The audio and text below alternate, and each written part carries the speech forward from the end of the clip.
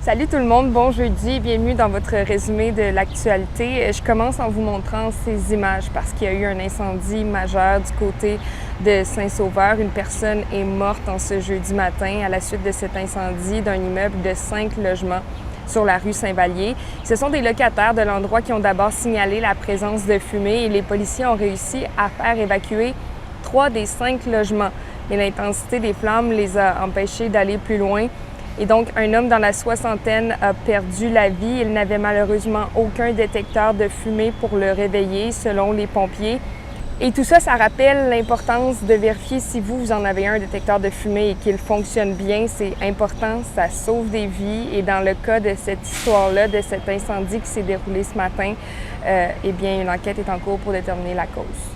Maintenant, je dois vous parler de cette poursuite policière vraiment majeure qui s'est déroulée sur 80 km. Ça s'est terminé près de Saint-Augustin. Tout ça, ça s'est passé sur l'autoroute 40 tôt jeudi matin. Voici les faits. Le conducteur avait attiré l'attention des policiers en raison de sa conduite particulière. Ils ont tenté de l'intercepter, mais l'homme a refusé de s'arrêter. Il a poursuivi sa course jusqu'à la hauteur de la route de Fossambeau où les policiers ont utilisé un tapis clouté pour le ralentir. Le conducteur a malgré tout essayé d'échapper aux policiers en s'engageant en sens inverse sur l'autoroute. Et là, il a percuté une voiture de la SQ. Et quand un policier a voulu le maîtriser, l'individu a foncé sur lui avec sa voiture. Donc, le policier a été blessé légèrement. On ne craint pas pour sa vie, mais le fuyard, lui, c'est un homme de 27 ans de la région de Montréal. Il est maintenant détenu et pourrait être accusé de fuite, de conduite dangereuse et d'agression armée.